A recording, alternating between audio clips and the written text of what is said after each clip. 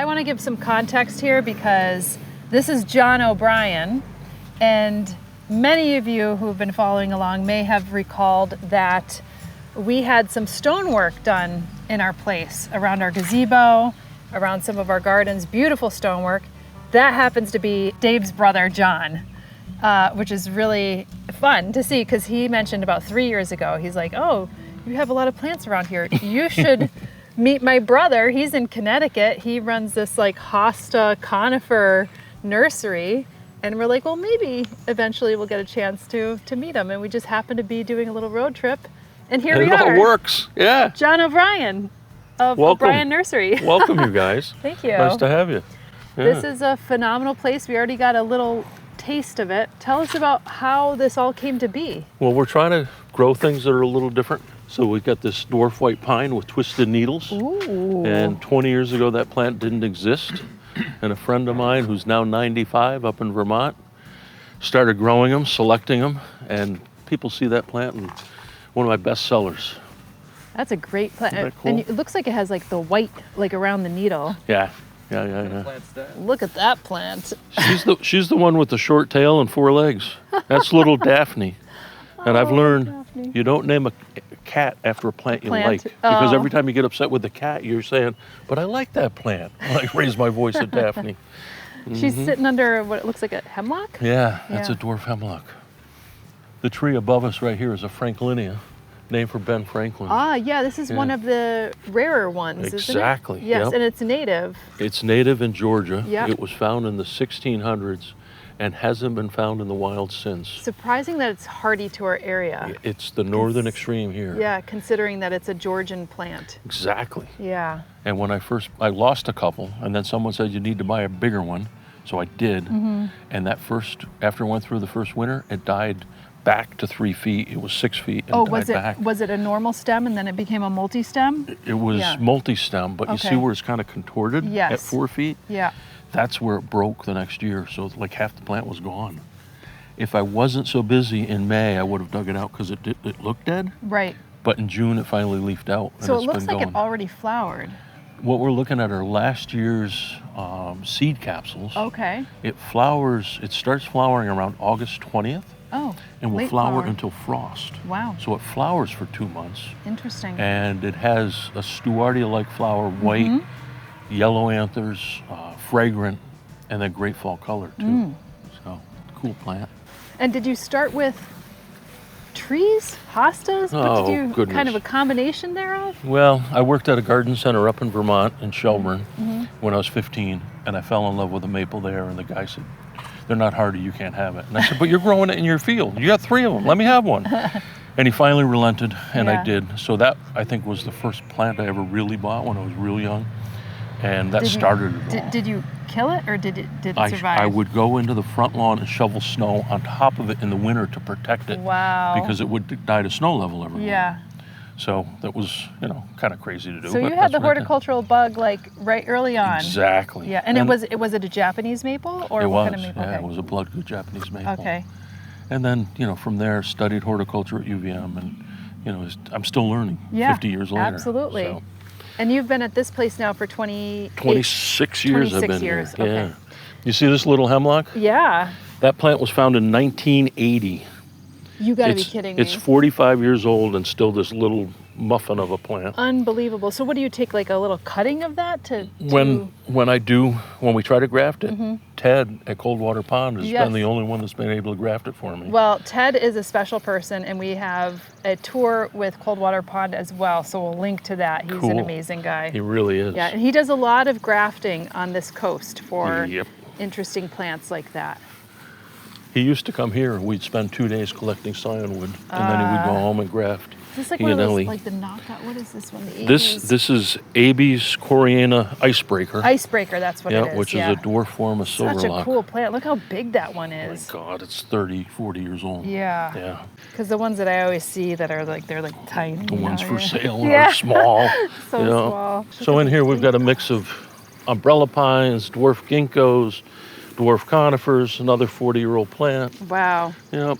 The umbrella pine was one that we had to take out of our land. It was unfortunately not looking so good, but I think they had planted it like maybe 20, 30 years ago. This looks like a well-kept up garden. I think that once you take your eye off the ball. Right. Or you get to the age where you can't bend over anymore. That's true. Yeah. Come check this out. Variegated ginkgo. Oh my goodness. Yeah. I mean, when people see these, they love them. It's very hard to keep the variegation, I hear. It is. You know, it wants to go to all green, and the variegated ginkgos are unique and fun. This little maple here, look at the trunk on it. I'm sorry. Oh yeah, here? Yeah. This one. Yeah, look at that plant's 30, 40 years old. Now feel the foliage. It's like leather. It's crispy. Oh my God, it's thick. Yeah. Thick, thick, thick. That plant came from Long Island years and years ago. And periodically we can get like that much to graft with. So it's not a commonly are you available. cutting off of these plants as well then? That's the goal. Okay. Yeah, is grow them out in the landscape, use them as a teaching tool. So when a customer comes in, the white plant behind it is Daphne Briggs Moonlight. And I've got little ones to sell. So I can bring people up and say, this plant's 15 years old. This is what it'll look like in your garden. Right. It's in full sun. That's where you're going to have best of luck with it. I know just from us purchasing a nursery, he started to plant a lot more in the landscape, I think, to show people, but you took that to the next level. I almost wish we had a little bit more planted in the landscape. It's going to be another 10 years anyway. This is like already pre-started, you know?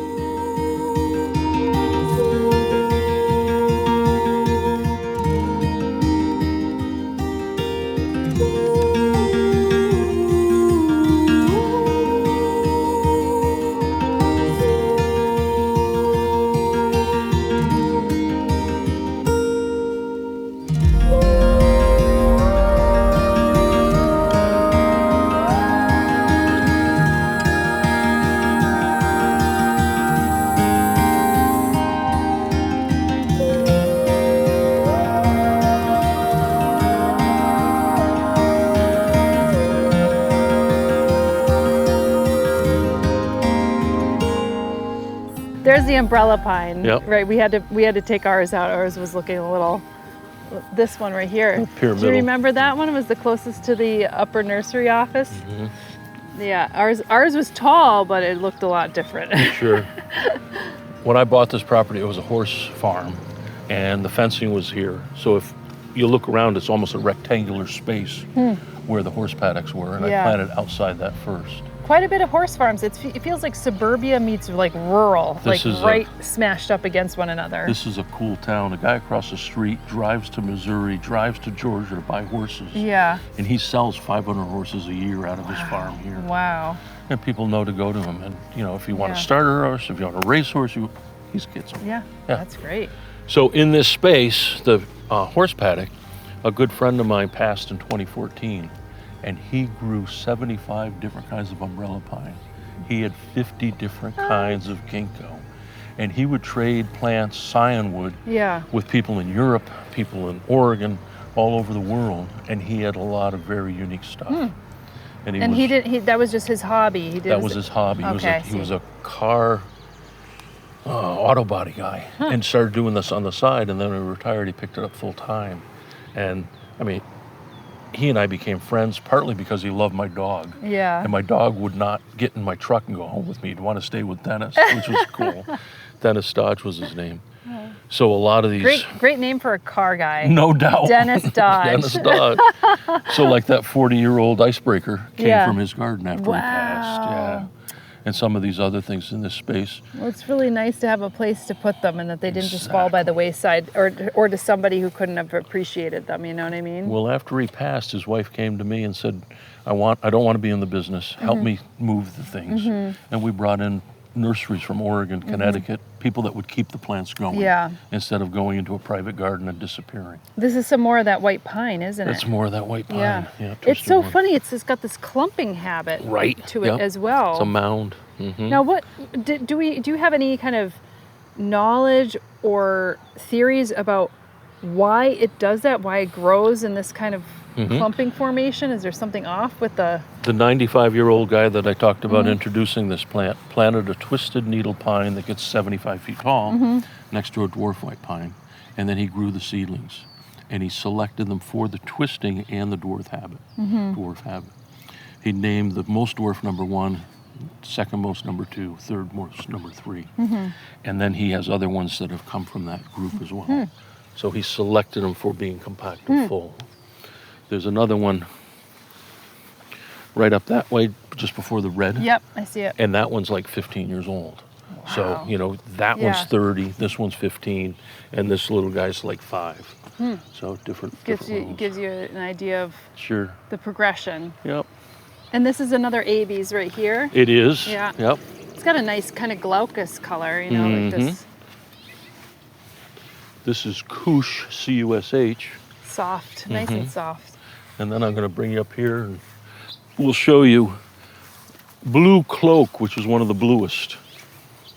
Wow, look at Isn't that. that amazing? That's so cool looking. And they're both AB's concolor.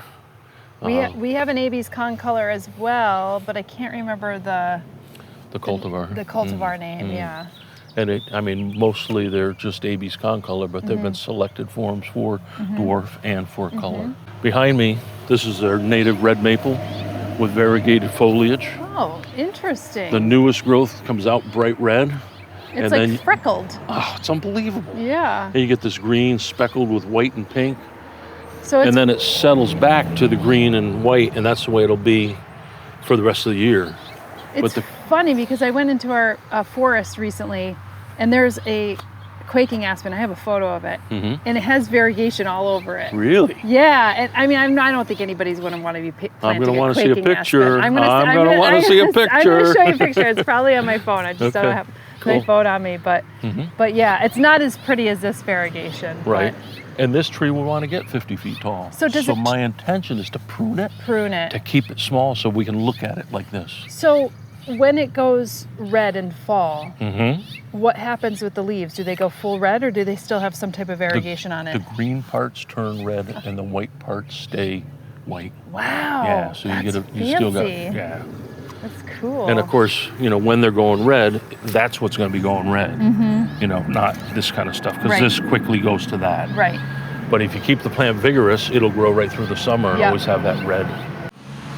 So I tromped you through the nursery quickly to go from a variegated red maple to a variegated red oak. This is great. So Ted is growing us one of these, but it's so small now. I said, why don't you grow it out a little bit more? This is very nice. And his wood came from me. Really? Yeah. Oh, wow. He grafts 25 of these for me a year. Oh, my goodness. You know, so I'm sure he has a couple extras hanging around. Yeah. Yeah. Fantastic. This is really nice because I was looking for native plants that just had a little bit of special Right. to them, and this is... Yeah. So does this do the same thing in the fall? I've got pictures of this with leaves like this, where the green parts are red Yeah. and the white parts are white. That's cool. It's crazy. And does it hold its leaves in the fall, typically like an oak would? Yes. Yep. It's neat. Yep. I mean, they fall in So time with this other is- red oaks. I'm assuming these are slower growers then? Definitely. Okay. Because they don't have as much weight, Right. they're not producing as much energy, so Yeah. therefore they're small. Yeah. Not, And not I as don't much know if this chlorophyll. plant wants sun or shade, so I planted it under these sugar maples to give it shade. I see. And I've got another one down below in the same situation. Because you're afraid it would burn the leaves on Right. the tips. The yeah. white, I'm afraid, will turn brown. But now I have enough of these where I'm going to try one in the sun just That to makes see sense. what will happen. Yeah. And this came from Dennis Dodge as well, my original plant. That's so that guy I was cool. telling you about. Yeah. I guess you got the Dennis Dodge part. Oh yeah, a lot of legacy There you with go. Dennis Dodge. Yep. So we got a Coosa dogwood flower in here. We came at the right time for the dogwoods. For But you Cousas, for probably sure. you open up your nursery sometimes, right, for showing Yes. what's. And Well, the dogwoods were recently, or They were this weekend, Yeah. just yesterday. I featured the Coosa dogwoods. If this one was in more sun, and you see the flowers with more sun are more pink, yes, and in more shade they're white. But this is one of the pinkest ones until recently with that great pink color. so you're open on Fridays, Saturdays, and Sundays for retail for anybody who's Exactly. in Granby, Connecticut, or if you're passing through, O'Brien Nursery. And then you open occasionally in certain months, depending on what's blooming, for like a special for public showcase. Well, I do a postcard in the winter, and what I do is I look back at photos during the previous year and say, hey, the Coosa dogwoods bloom the first weekend in June. Let's feature them that weekend. Right. And it's amazing how often we nail it. You know, we get good. the Daphnes on the Daphne weekend. We get the Rhodies on the Rhodie weekend. And I'm open every weekend from end of March until the end of July. In August, September, October, which are slower, I do alternating weekends. Okay. So I'm open all the way to the 1st of November. And 1st of November is fall color. So the ginkgos are gold, the maples are red and orange and yellow, and it's just a great time. But he reminded us he's always working. He's working on the days even when it's not opened. That's the days we get to weed and pot. This is very kempt. I'm very impressed. This is kempt and it's actually quite large. Okay, this is, we just planted this cercis. That's the pink-leaved one that we have outside of our common house. Yep. This one is Carolina Sweetheart. Yep, that's and the there are one we many planted. different types. Yep. This is a cool fir with the new growth coming. Wow, that is funky and it's very horizontal. Yep, Nordmandiana. This plant's soft. probably 20 years old. Firs are soft, spruces are soft. prickly. So Yep. soft. And it's a zone 4 plant, so it's good and tough. Almost And I'm- looks like a turkey tail, you know, Yeah. the way that's kind of fanned out like that. And I need more space to display pots, so I'm debating taking the lower branches off to. Ooh. I know, that's what everybody says. You can't do that, John. No. It's a tough call. Right? I always feel conflicted when I prune. Uh-huh. You know. So we talked a little bit about Japanese maples and them getting me started.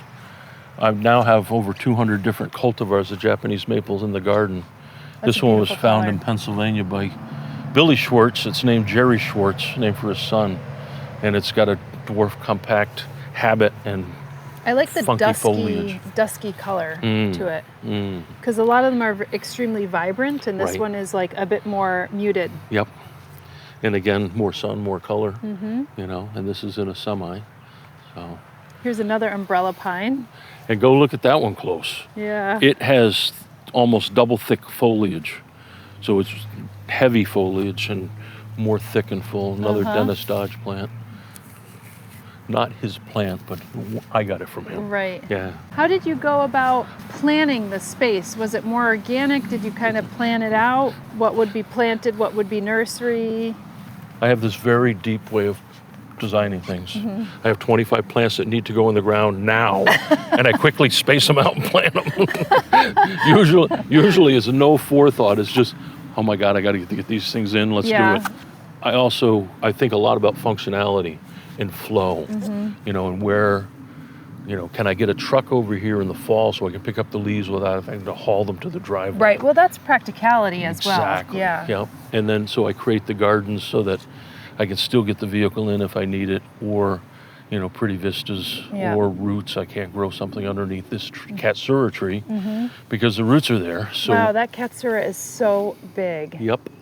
I bought that as a 2-gallon maybe 40 years ago. Oh my goodness. A lot of these trees at 40 years, they're so tall. Yep. And I had that at my old house for 15 years and then dug it and moved it here Yeah. 26 years ago. And there's like 70 plants that we did that with. Even this dogwood, look at this. You almost missed the blooms because it's Exactly. like an umbrella up there. Yep. Now, Well, did you limb this up, or on- is that on purpose. Okay, on On purpose. Yeah, purpose, it's yeah. really nice to be able to see through it. And you see the dogwood beyond it. I left Yep. it lower for screening from Yeah. the road and Yeah, that kind of thing. that makes a lot of sense. But I'm trying to display plants underneath, and I want to be able to walk underneath. Yes. And of course, those are daylilies, so if I limb it up, I get more light in, so Yeah. the daylilies do better. Yeah. That's one of the things I'm running into now is the plants are maturing, and I need to thin No some light. out. No light. Exactly. Yeah. Exactly. Yep. You'll have to move all to hostas.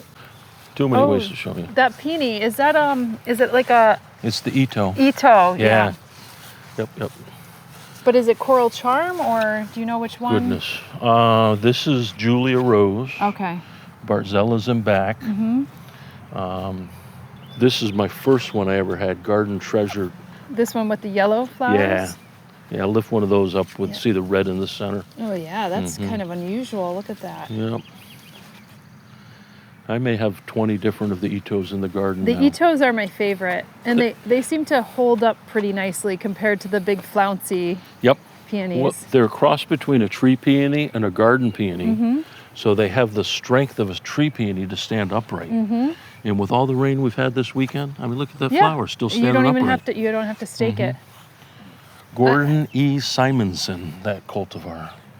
Well, I'm glad I get to enjoy some of them because as we're going on the road trip, some of ours were just starting to bloom. And I was like, I'm going to miss this. I'm going to miss the lilacs.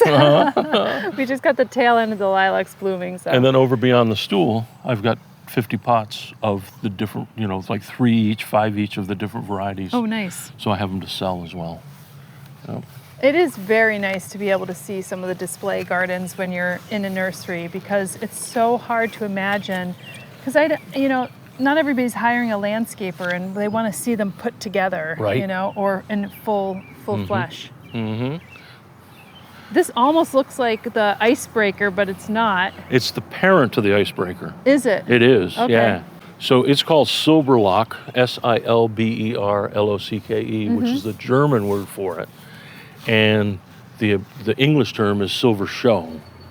And I think of the two plants as interchangeable, the naming. And if you look this way, Summer, there's one over there in the shade that's tiered behind my truck. Yep. And that's the first one I had, and I didn't know how much sun it wanted. So I put it in It's the a lot shade less blue. when the birch was young and they've grown up together. Yep. And then 10 years in, I planted this one in full sun when I found out they like that. You see that this one has tons of cones. Yes. The other one has no cones. Right.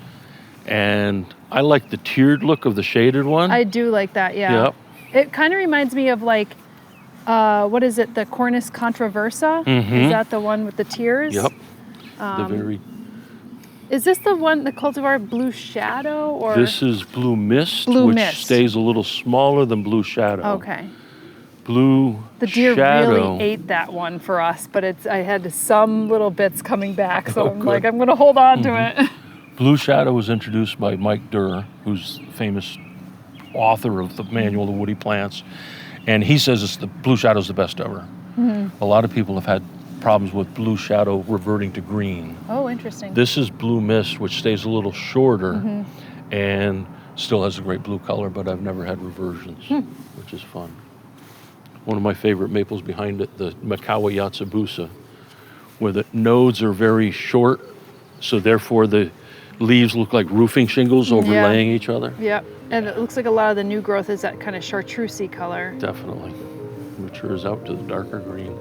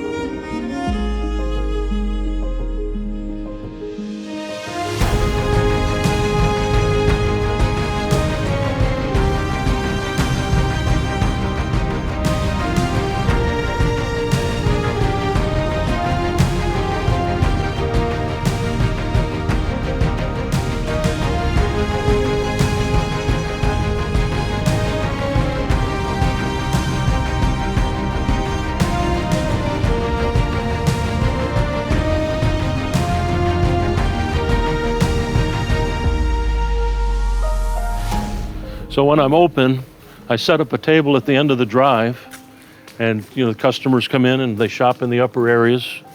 And behind the barn here, we have my hostas and shade plants. A couple baby macawas as we go by them of the maple we just looked at. Paper bark maple, which everybody loves. It's such a beautiful It's such a beautiful tree. Mm-hmm. Great winter interest too, because I think a lot more folks are kind of keen on having that winter interest in Right. colder zones. Mm-hmm. And so they pay much more attention to the bark. I tell people to plant a paperbark maple out the east window. So when you get up in the morning, you look out the window, the sun's shining through the bark, and it gives it that two-tone effect, which is nice. Patio, we installed the first year I was here, Japanese forest grass up at the top, surrounded by hostas and hellebores, and as the season goes, they change. And then obviously behind me, this whole space here. Wow, look at all the hostas. How many hosta cultivars do you have? Oh, goodness. Oh, my goodness. A couple years ago, it was 1,100 in pots. This year it was more like 900. Oh. Yep.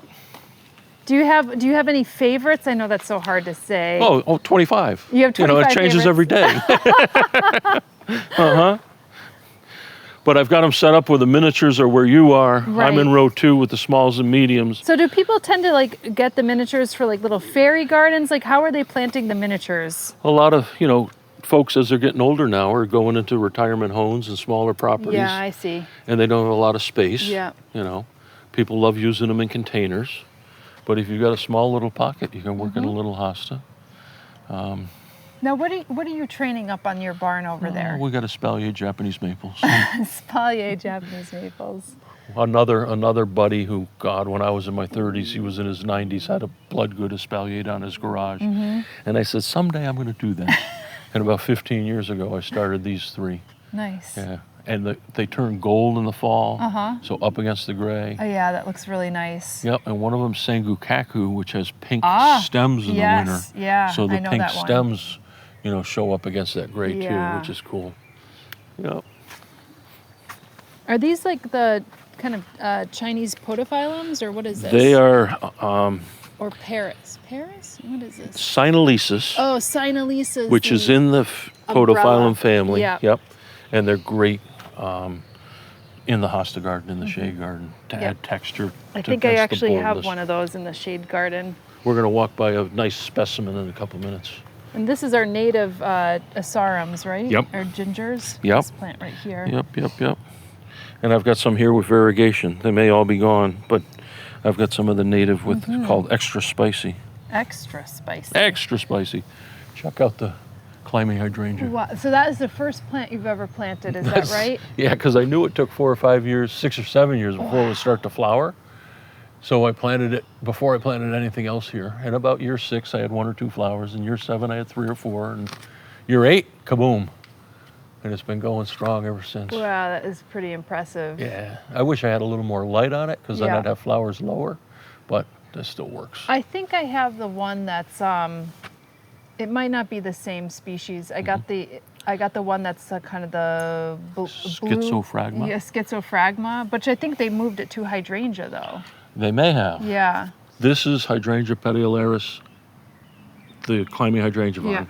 On the maple tree over there is schizophragma. Okay, that's schizophragma, but there's one called blue, what is it called? Blue moonlight or something? Moonlight something or other? I'm drawing a blank, but I know what you mean. Okay, yeah. This one ends and that one starts. Oh, that's so interesting. That's kind of fun. Oh, that's nice. I think this is native to Japan and that's native to China. So again, a little variability. And then on the tree down there is a climbing hydrangea called Miranda that's variegated. It's variegated. I see it's white tipped. Yep. Now you have some primulas. Are these primulas that you have as well? Yep. We're 2 weeks late to see the great display of them down below. Oh, so you have them growing in the wet area. Yeah. White ones. Yeah, the white ones. So I planted some white ones this year. But they're awesome. And they love it wet. I've seen them actually growing where like a rainstorm will come and they'll be sitting underwater, the leaves, and the flowers are up above. Yeah. Reflecting in the love water. Wetness, which is great. Especially if you have a lot of damp land. Right.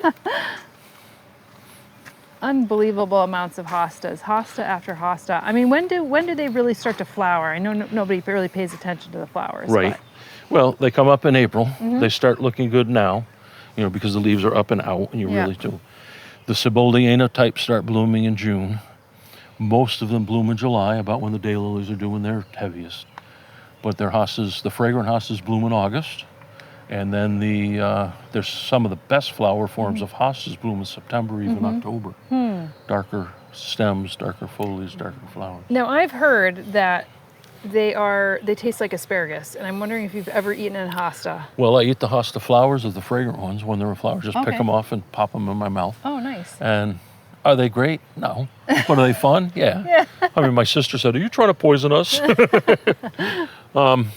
But yeah, when their shoots coming up in the spring, the Japanese and Chinese harvest them, and I don't know how they prepare them. I've never done that because I'm so busy at that time of year. Right.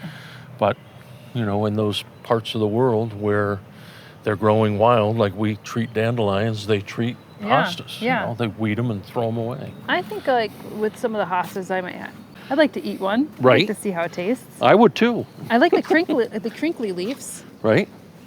That's a new variety called Hogwarts.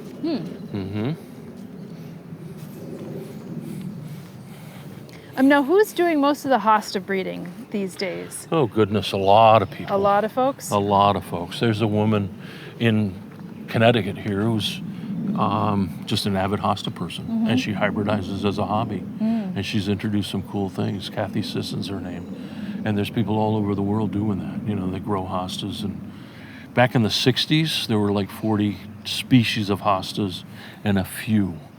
And it was like in the 70s that it started getting momentum, and in the 80s it really took off. Really, all the cultivars. And a lot of people starting to hybridize. Yeah. And there were a few, but now there's hundreds of people hybridizing. These are really striking because most of the time they're growing in this deep shade, and then you have this like splotch of like chartreuse color, and it really stands out. Something stands out, yeah. Sure.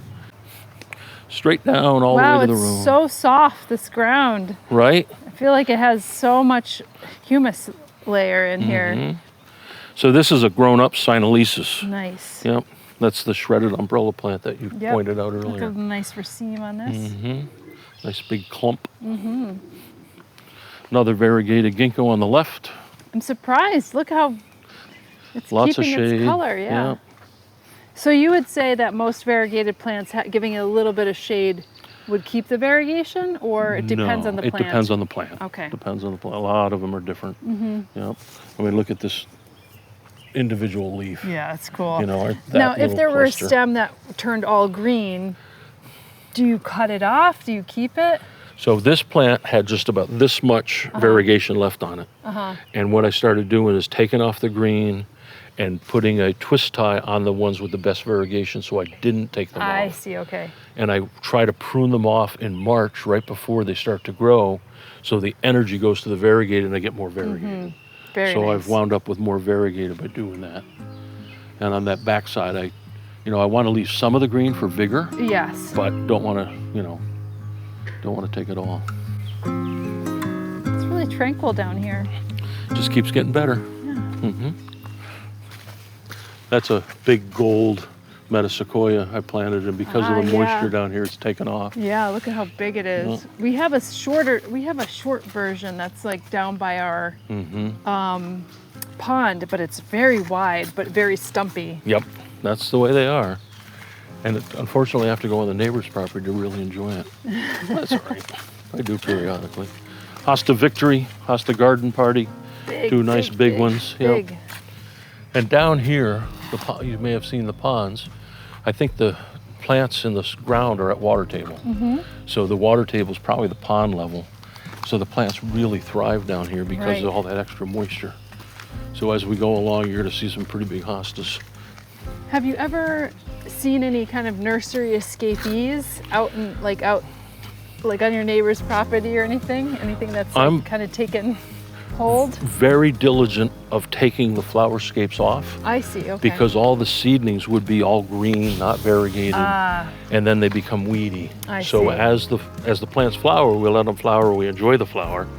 But as the flowers go by and start to set seed, I cut the flowers off, one, so they don't seed, two, so more energy goes to the plant and the plant will get bigger, so I can lift it and divide it in the future.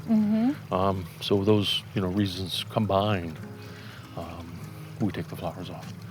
Now this is our native Parthenocissus quinquefolia with variegation. Yep, indeed. I have planted one. It seems very slow. And it doesn't have as much energy because of the white in it. Yeah, but it's got a beautiful variegation. Isn't it? Yeah. This plant's only like 4 or 5 years old, and I keep on going up and tipping it, trying to Yes. keep it low, so I don't want it up there. I And want to be able to see the variegation. It looks like it's reverted. reverting. Yep. Yeah. Yep. So, another reason to clean it up. And look at that tiny little ginkgo. Yep. It's got a spider going up on it. This is Acer palmatum Noel. That's my introduction. Oh. A plant that developed here with that beautiful variegation. It's from Shindashoho, and Shindashoho comes out bright red. Mm-hmm. And as the season progresses, the red comes out, and then it's usually just green. But this obviously has pink and white in it. Yeah. And it's been around about 10 years now, and people are really picking up on it. That's so cool. Mm-hmm. Now, does it? It kind of looks like it's falls over like this. A little Is that- bit. Yeah. I'll show you a bigger Okay. one coming up. That one's exceptional because of every leaf is variegated. This is an interesting variegation as well with the Solomon seal. That's Solomon seal Daikoga, which is rare, and I mean when we have it in pots, it's $50, that kind of thing. And I can never keep it in stock because once I pot it up and people see this, they want it. Yeah. Cool variegated maple. Kalmias? Is that a kalmia up there? That is. Yeah. Yep. That's a double flowered one called Madeline. Broken Arrow Nursery here in Connecticut did a lot of hybridizing. The owner back in the 70s and 80s, and he's the one that's introduced more kalmia to the world probably than anybody else. Yeah, well, I'm happy about that because there's very little kalmia that gets kind of passed around. And it was like I grew up in Pennsylvania, and it was our state flower, the mountain laurel. Connecticut and Pennsylvania, state flower. It's not an easy plant to grow. I mean, quite often you'll have dieback and that kind of thing, but if you get them established, they're awesome. It was supposed to be deer resistant, and I found out that it wasn't. It depends on your deer population. Yep. This is another Carolina sweetheart. Yes, it looks great. Yep. Absolutely love this. And in more shade, not as much variegation as up top. Now, mine didn't really flower that much this year, but A lot of people lost them this winter, so if your plants survive, you're good. good. Okay. Yeah, I mean, this one is great. You remember the one up top had a lot of dead in it. Yeah. Yep. I mean, this is kind of like their northern. Right. Tip. Definitely. This is gorgeous. Look at this. Hosta, goodness gracious. It's like quilted too, the way that it looks. When Walters Gardens introduced this, they patented it, and then they started getting tissue culture back that were all gold, so they discontinued it. Really? And I found out it's my favorite. Yeah. And when I found out it was discontinued, I called wholesale nurseries all over the Northeast. Nobody had it. I found a guy in New Hampshire that had 200, bought them right then. Wow. And they're long gone. I mean, that was 8 or 10 years ago. The patent has almost worn out. Yeah. So that means in a couple of years we're going to be able to lift it and divide it and make our own. Oh, good for you. But while it's patented, would you keep the name, or would you take? You would leave the same name. Okay. You know, and if you like go on a Facebook page about hostas, if you put this picture, everybody wants it because it's not really available now. Yeah. So just to get one that's available. That's interesting that the tissue culture, that it would just be golden. That's what happened. I mean, there's so many different kinds of hostas because they're unstable and they change. Yeah. And for the business, Walters Gardens or any business that produces tissue culture plants to be profitable, they need like 100%. Right. And when they're getting 50% or 80%, That doesn't make sense. it's harder for them to make money. So that's why they discontinue. Is that Aurelia Sun King? It is. Okay. It's It nice is. because I just got one in, and it's nice to see it when in a larger plant. And again, because it's down here, I mean, the literature doesn't say it gets 8 feet. That one gets 8 feet every year. It's crazy. Couple dwarf ginkgos, Diananthe. Don't you That's remember new. when you were in grade school and they were teaching you that I becomes before E? Yeah. And Except Diananthe after is C. except after C. There you Except go. in Diananthe, Yeah, which okay. is DEI. We got bridges across, and there's a path over through the ferns, and I've That's started so developing nice. that. and Yeah. Comes out on the other side. My property lines were where we weed whacked and kept the grass down. This looks almost like a box elder. It is a variegated box A elder. variegated box elder. That's flamingo. Yep. And that would prefer sun. It's a variegated one that would prefer sun. Interesting. And holds up quite well in the sun. Forsythia, gold leaf forsythia. In the sun, it looks better too. So when I'm open, I encourage people to come down here and walk around, see the sights, make a list of the things they want, and then they come back up and say, John, we want this, we want that. And if you have it, you have it. Exactly. This is that variegated oak I showed you up top. Oh, wow. And it looks like it's putting more variegation up on top where the sun is. And a guy out in Oregon asked me, do you have science? And I said, how many would you like? He says, oh, I don't know, I'll take 200. I went, what? Whoa. I took where it's an inch. Yeah. I loppered it off and sent him 75 science. So I was able to get a bunch. Wow. Yeah. And he sent some live plants back to me. So we're getting it out there a little bit. Calmia, another mountain laurel. I think that one's carousel. I believe I have that one. Mm-hmm. It might be still safe. I mean, here in the shade, we've got one flower. Yep. In 5 minutes, we're going to look at one that's covered with flowers because it's in more sun. Hosta Millennium, one of the biggest blues. Bigger ones, yep. yeah. Tiffany's Godzilla. And obviously, we've got a couple leaves that are going back to all green. Right. Yep. So do you lop those off or you just leave them? I would lock them off. Yeah. And people have been asking for this plant for about 5 years, and it's about time I dig and divide it. Yeah. But it's almost like I'm going to need my backhoe to get it out of the ground. Yeah. I mean, does it put it on taproot or is it more fibrous roots? Its roots are out almost as far as the wheat leaves are. Okay. So, it's 5 feet across the root system, and then it's 6-8 inches deep. And, so to get it out of the ground is one thing, to pick it up is another thing, and then to get it up where you can divide it, work on it. So I call that the end of the gardens, and this is the production area. Nice. Where we can lift hostas and divide them. Oh, great. Yeah. But it still looks beautiful. Sometimes production facilities is not that interesting to look at. Right.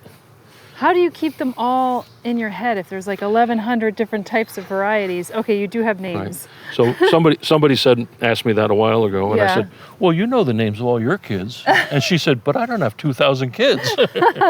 So, I recognize that as Kiwi Full Monty because I see it enough. Right. And it's a good seller for me.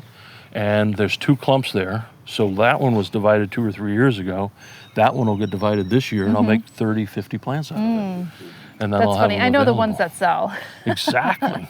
The ones that are beautiful. I know the kids that pull their weight. Right? Exactly. This is Hosta Beckoning. It's all blue now. At the 4th of July, it'll get a gold center. So I sell none of them until after the 4th of July, and then everybody wants it. White feather, hard one to grow, needs sun. That's a tough one. But it's certainly growing there because it's getting the sun. So some of these things are hard to find. That's why I have them down here in the garden. That one with the green, I need to lift and divide just to get the green out. Yep, to get keep the white. That one's my introduction. That's simply naked. Well, there is a few. I was just about to say, we toured somebody who had like 300 different cultivars of hostas, and there's quite a number of them with some cheeky names. Right. Well, that one, I entered in a competition when I first found it, and it won a prize, won 2 prizes, like $500 prize. And I'm driving home eating a bag of potato chips and not knowing what to name it. It's a sport of striptease, so I wanted something in that line. Yes, of course. What was the bag of potato chips I was eating? Oh, they're Simply Naked potato chips. So therefore I had my name. Oh my goodness. Yes, he had the striptease line. Yep. The spread eagle. There was a number of others I remember. Yes, indeed. Yes, indeed. That's sharp dressed man in the back. Yep. Yep. There's a lady slipper that ended to bloom a little while ago. Hosta praying hands, which is very unique for its uprightness, with some deer damage. Yeah, I see that. Or I'd imagine you get slugs too, especially that it's like a little bit wetter down here. Yep. Hosta hanky panky from the striptease line. And then up on the left here, this variegated one. That plant is a $100 plant when I have it available. When I first bought it, I paid $300 on an auction to get it. Wow. And it was like 5 years after I first learned about it that I was able to get one. And then it's reverting to the green with the yellow edge, which is a plant called Titanic. And then here's the Calmia that has quite a lot of blooms. Yep. And that's like Hoffman's pink or a native pink. And the one across the way in the next aisle is Carol. Carol's a more compact form. The buds are red, and then when the flowers open to pink and then white, It's a real standout. Maybe my favorite of the Kalmias. Something smells really good down here. It's not me. It's not my brother either. Actually, it's probably this lilac. It probably is. That's Japanese tree lilac. It just has a little bit left over. Yep. Well, it's one that's just starting to bloom. Oh, is it? It blooms now. So yeah, I see some of it's blooming now, but some of it looks like it had bloomed. Right. And the part that bloomed gets more sun, so it started earlier. And it got burnt up when it was hot last week. But it's got a nice fragrance to it. So down here are plants that we can dig and sell. Yeah. So like someone's interested in this umbrella If somebody pine. wanted that umbrella pine Redo right it. there. Wow. Redo it. So there you go. You could get your full-on tree there. Mm-hmm. We've dug trees as big as that lilac. Wow. Yep. I mean, but then you'd be digging up all the other plants around it. If somebody offers you the right amount of money, you say, no problem, we'll make it happen. You know? Mm-hmm. Wow. Yep. Now, is that a lilac in there, or what is that? That's a mountain laurel. That's a mountain laurel? That's a mountain laurel. Wow. That's bullseye, I believe. It may be carousel as well.